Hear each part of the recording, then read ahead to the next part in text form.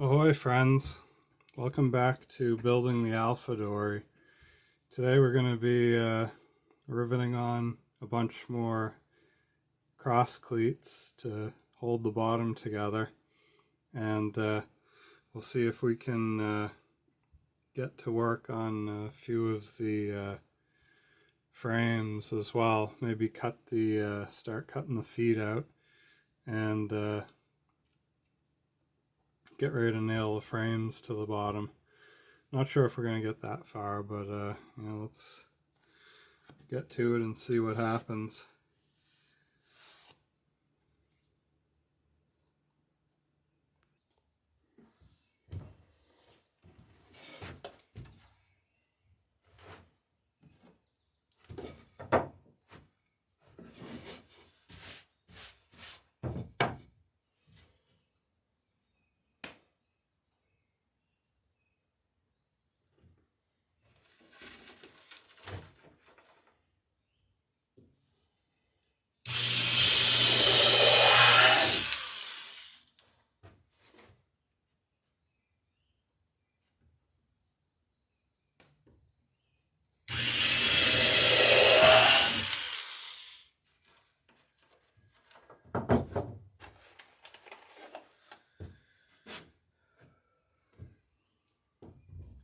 I want to be a little bit careful putting this first nail on each cleat that I don't move the cleat.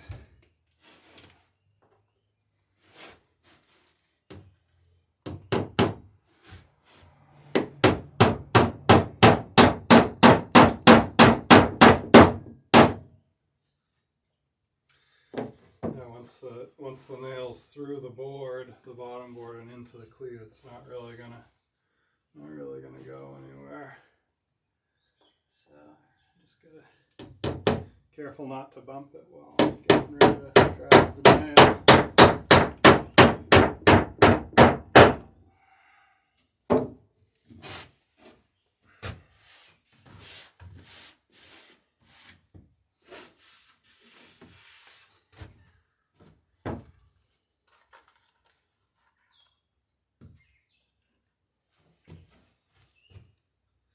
Like I mentioned in the last video, I'm using these number 10 copper nails and burrs. I believe that I got these from Jamestown Distributors, if memory serves.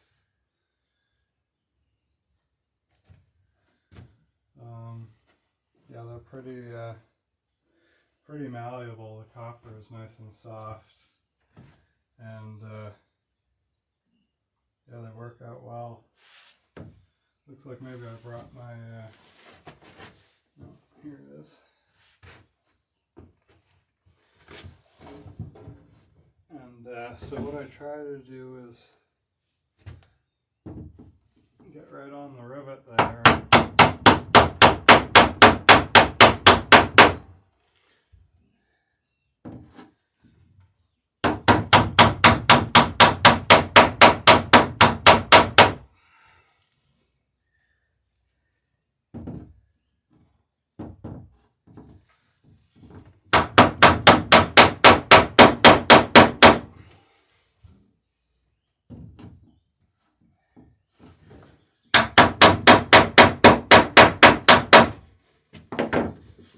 Yeah, just try and form a nice head on each one of those rivets.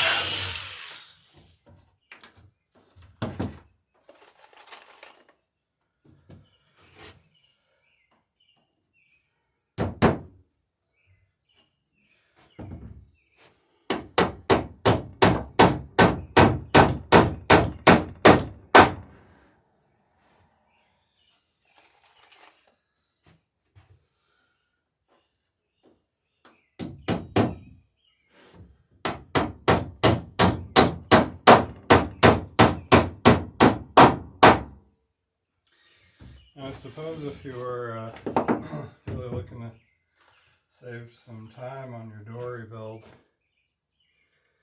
you could just go ahead and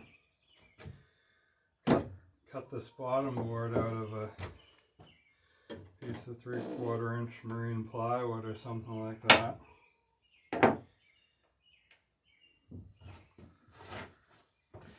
It wouldn't take the nails as well.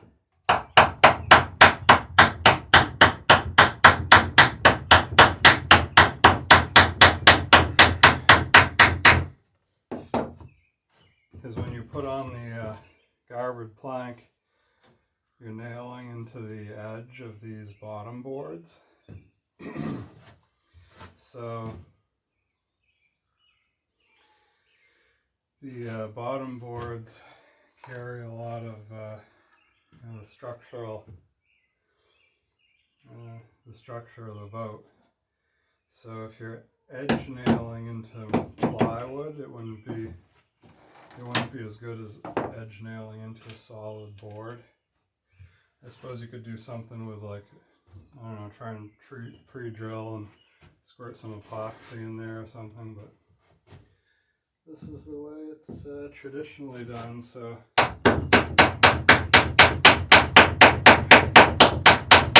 that's what we're doing on this build anyway.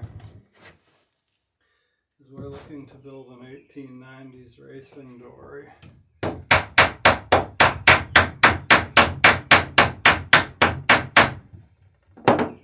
That's what we're going to end up with.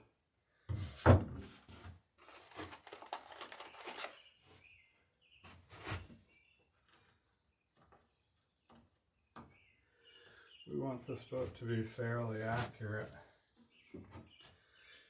There is a consideration we may end up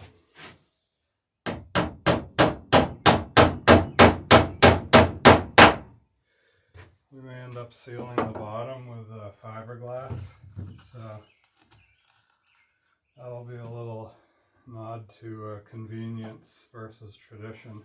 But the structure will be all, as a late 1880s boat would have been built, 1890s era.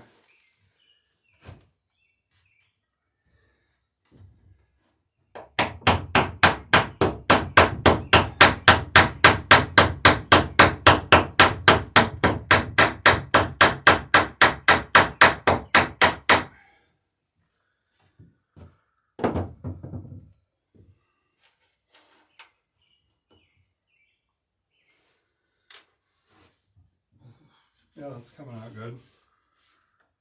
These rivets are pulling these bottom boards up nice and snug with the cleats. That's always a big plus.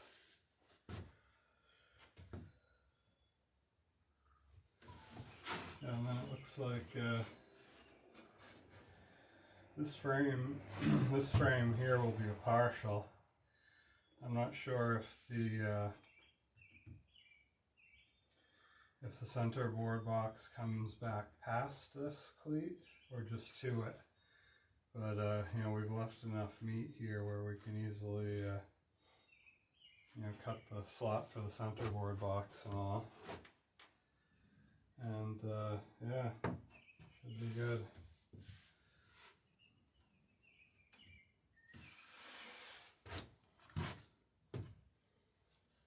Alright, we'll go to the other side and do the other side of this cleat.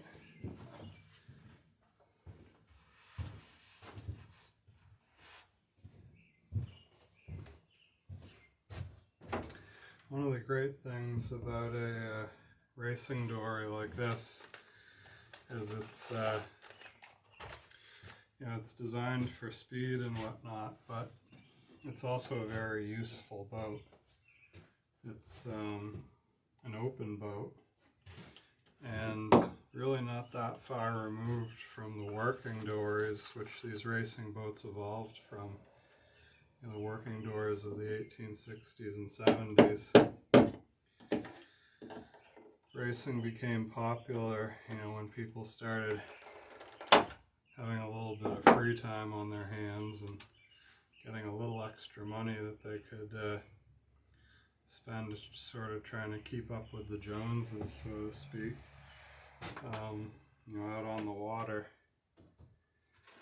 And these boats were used pretty regularly for fishing previous to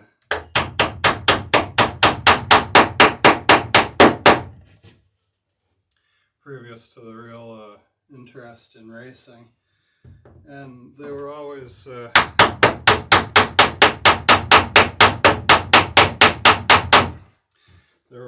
trying to get their catch back to market before the other guy, trying to get it back fresh as well, before the sun got to the fish or whatever.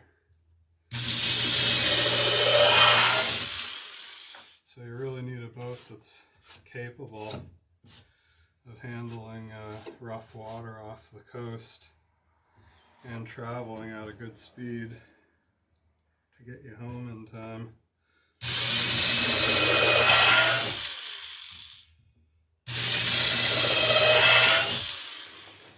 But the great thing with these boats is they're also ideal for day sailing and camp cruising, because they'll carry a good load. Like I say, the dories that these racing boats evolved from were designed based on those boats were fishing boats, so they had to carry a good load, carry a couple, 1 or 2 men, and then all the fishing gear and whatever you caught, which was hopefully a lot. So these boats are great for loading up with camping gear or for any kind of weekend on the water.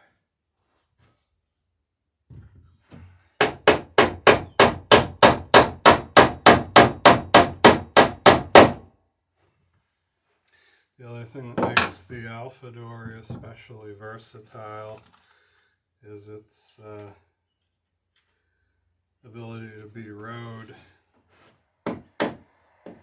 There aren't many racing sailboats that row all that well, but if you can imagine in the days before outboard motors, if you're out there racing or fishing, you'd rather not get stuck out there overnight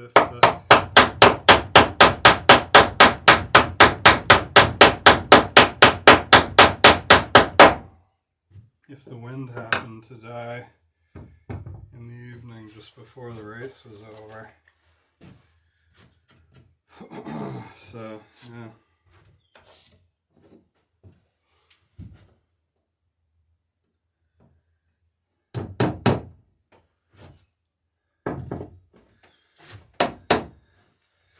And a boat that rows easily is going to be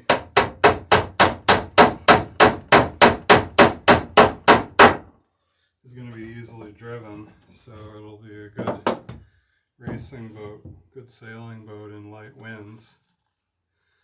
And since it's easily driven, it means it won't need a big sail, which means it's going to be less expensive because there's less material involved in the sail. Less cotton, fewer yards of cotton per square inch of boat.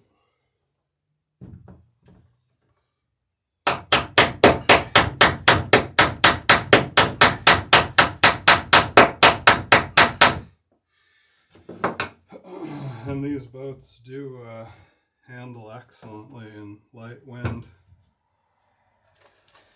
About 10 years ago, I was sailing another one of these Alpha Dories up in Maine with the editor of Wooden Boat magazines, and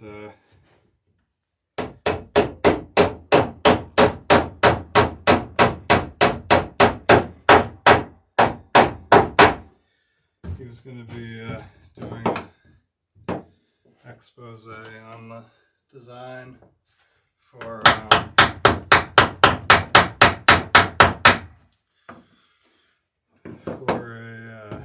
edition of Small Boats.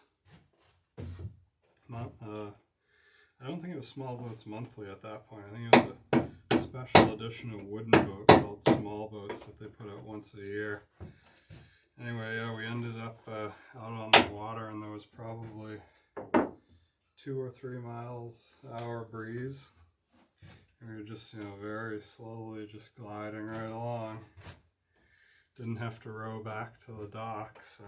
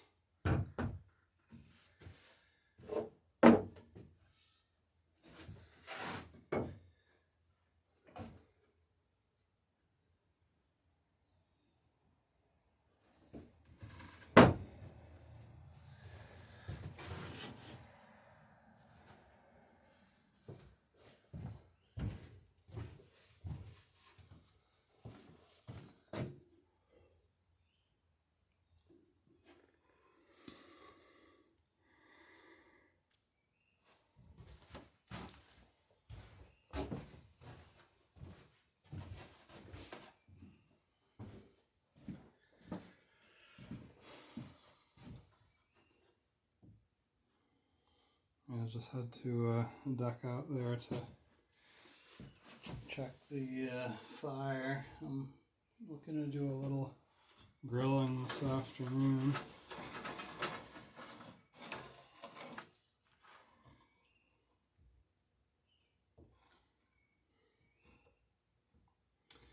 Okay, so this cleat here definitely will have the center board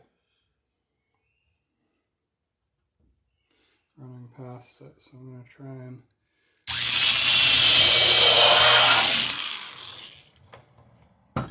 keep the rivets out to the edges of the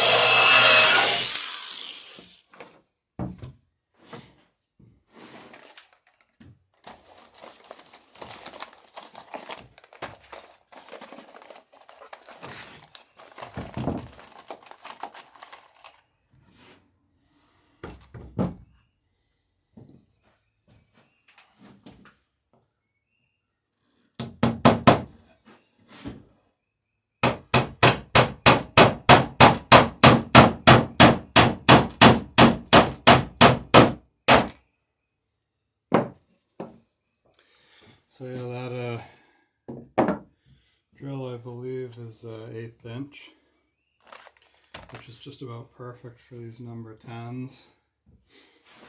They you definitely can't push them through. They drive pretty hard, but the copper doesn't bend over. You can't put these even through a pine board, really. At least through this much pine, without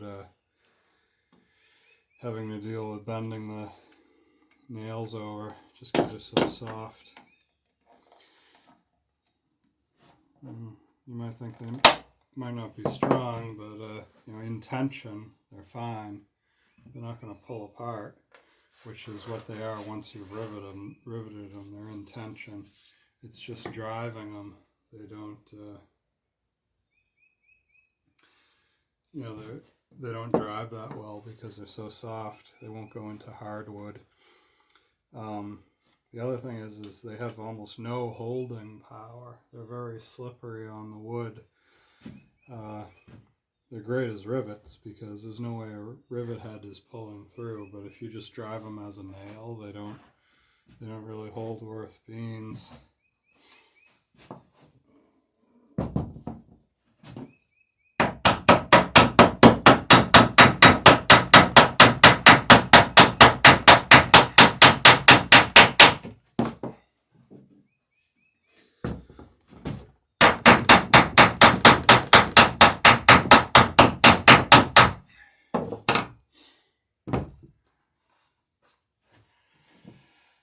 Oh, looking good.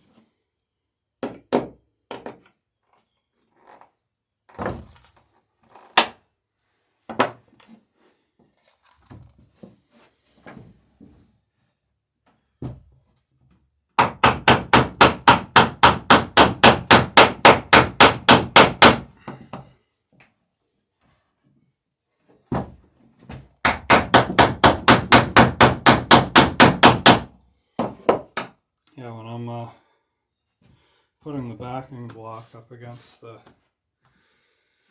head of the rivet, I'm just about putting enough pressure on it to start lifting the legs of the sawhorse off the floor on this side. You know, when I start to feel it unweight a little bit is when I back off.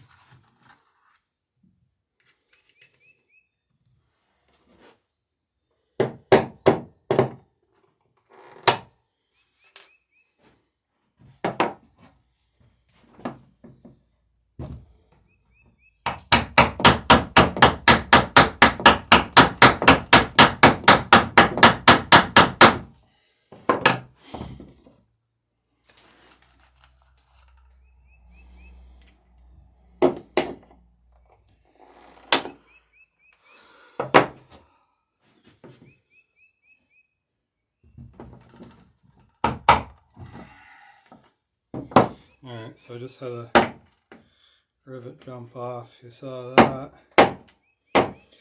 A burr.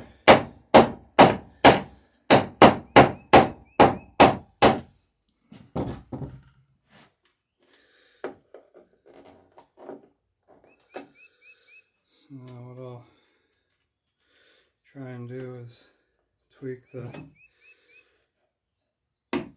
head back into shape and get the burr down over it. Looks like it's on there. Yeah.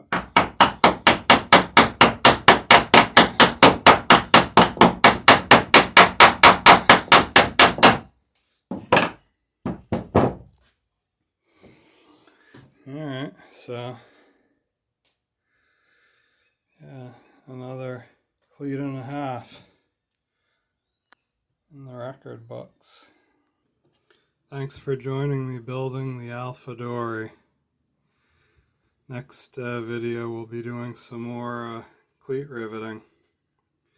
Anyway, thanks for stopping by. Have a great day.